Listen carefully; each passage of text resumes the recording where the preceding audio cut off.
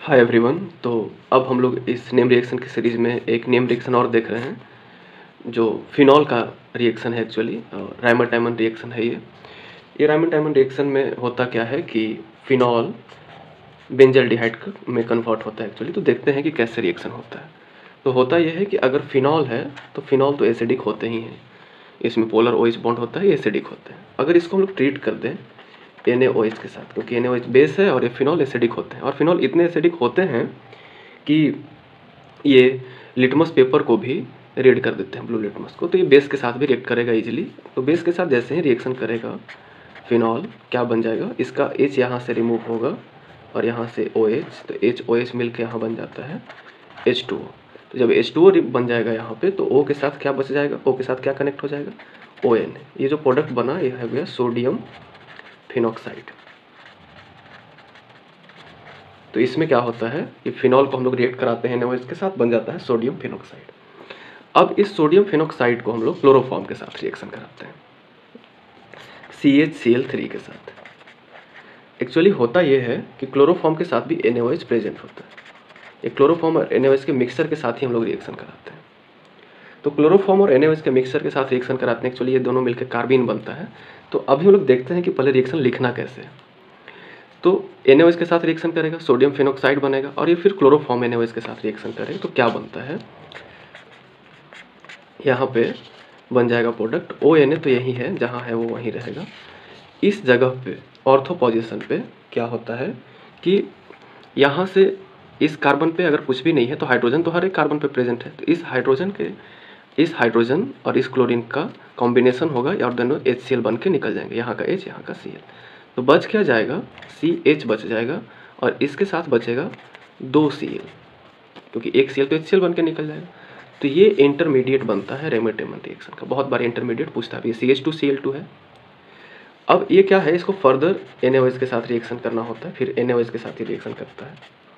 तो जैसे further NaOH के साथ रिएक्शन करता है ना, Cl ये हटेगा NaCl बन के, फिर दूसरा Cl भी वैसे ही NaCl बन के हटेगा। तो 2 NaCl यहाँ से बन के हट जाएगा। यहाँ पे हम 2 लिख भी सकते हैं, रहने भी दे सकते हैं। तो एक्चुअली लेकिन रिएक्शन 2 मोल के साथ ही होगा।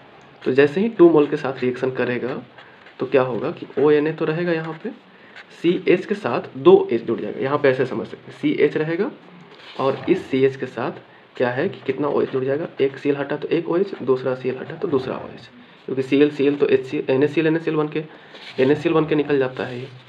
अब एक कार्बन पर 2 OH होता नहीं है, वो अनस्टेबल सिचुएशन होता है। तो ऐसे सिचुएशन में वहाँ से H2O निकल जाएगा, तो बच क्या जाएगा CH और एक O बचेगा CHO। तो यहाँ भी हम लोग समझेंगे कि यहाँ पे 2 O आया होगा, 2 OH, बट H2O बन के निकल गया होगा। तो डायरेक्टली यहाँ पे लिख देंगे CHO। अब इसको अगर हम लोग फिर से ट्रीट कर दें H प्लस के साथ, H प्लस H2O के साथ, तो ONA हटेगा और ONA के जगह पे Na हटेगा और यहाँ पे जुड़ जाएगा O के साथ H, O पे माइनस Na पे प्लस। तो अब यहाँ पे O माइनस के साथ जुड़ जाएगा OH, और CHO जैसे है वैसे ही रहेगा। तो ये बन गया स्लैशियल्डिहाइड, और यही रायमंड-टायमंड रिएक्शन है।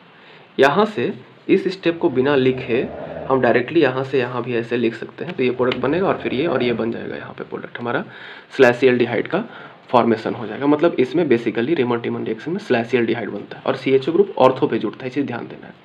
ऑर्थो पे क्यों जुड़ता है, ऑर्थो पे इसलिए जुड़ता है ना, क्योंकि यहाँ पे जब क्लोरीन जो है, ये जो कंपाउंड यहाँ पे C2 क्लोरीन और ये कार्बन जो जुड़ा, अगर ये O माइनस Na प्लस के बगल में जुड़ता है तो इनके बीच में अट्रैक्शन होता है। एक्चुअली होता क्या है कि जब ये, इसको ऐसे समझ सकते हैं, पैरा पे तो फिनॉल तो ऑर्थो पे डायरेक्टिंग होता है, पैरा पे जनरली मेजर बनता है। तो ऑर्थो पे क्यों जुड़ता है, एक एडिशनल इन्फॉर्मेशन यहाँ पे हम बताते हैं कि O और Na अगर ऐसे है और यहाँ पे CHO है, एल्डिहाइड ऐसे है, तो क्या होगा ना कि इस O पे भी माइनस होगा, इस O पे भी माइनस है, तो सोडियम इसके साथ क्या होगा, अट्रैक्ट होगा, इधर से भी किलेट बन जाते हैं, साइक्लिक रिंग बन जाता है। अगर यही CHO यहाँ लिखे होते तो इतना दूर होता है ये ऑक्सीजन कि सोडियम के साथ अट्रैक्ट नहीं होता। तो ये किलेशन होता है, इसको हम लोग बोलते हैं किलेशन। इसकी वजह से CHO जो है वो यहाँ पे फॉर्म होता है ऑर्थो पोजीशन पे। ये पैरा पे पॉसिबल नहीं था, इसलिए ऐसा नहीं होता। हालांकि ये इन्फॉर्मेशन एडिशनल है। मेन हमको ये देखना है कि रायमंड-टायमंड में फिनॉल का NaOH और क्लोरोफॉर्म से रिएक्शन होता है, ये इंटरमीडिएट बनता है, ये इंटरमीडिएट है, और ये इंटरमीडिएट फिर से NaOH के साथ रिएक्शन करके एल्डिहाइड बनाता है, हाइड्रोलाइज करेंगे तो OH बन जाएगा। तो ये स्लैशियल्डिहाइड है। अगर यहाँ पे एग्जाम में ऐसे डायरेक्टली भी क्वेश्चन हो सकते हैं कि फिनॉल ऐसे लिखा हुआ है और यहाँ पे लिखा हुआ रहे CHCl3 प्लस NaOH और फिर इसके बाद यहाँ पे मेंशन किया हुआ रहे H+। ये क्लोरोफॉर्म और NaOH अगर लिखा हुआ है इट मीन्स कि ये रिमर-टिमर रिएक्शन है। तो प्रोडक्ट क्या बन जाएगा, बेंजीन रिंग रहेगा, OH रहेगा और ऑर्थो पे जुड़ जाएगा CH। H+ तो हाइड्रोलाइसिस के लिए यूज़ करते हैं, एसिडिफिकेशन के लिए यूज़ करते हैं लास्ट स्टेप में। एक चीज़ और, अगर इसी रिएक्शन का मॉडिफिकेशन है, अगर क्लोरोफॉर्म को यूज नहीं करे, इसके जगह पे CCl4 यूज़ कर दे, CCl4 और NaOH ऐसा कंपाउंड यूज़ कर दे, NaOH यूज़ करे फिर CCl4 यूज़ करे और H+ यूज़ कर दे, तो उस केस में OH रहेगा और यहाँ पे ऑर्थो पोजीशन पे ही जुड़ेगा लेकिन COOH ग्रुप जुड़ेगा।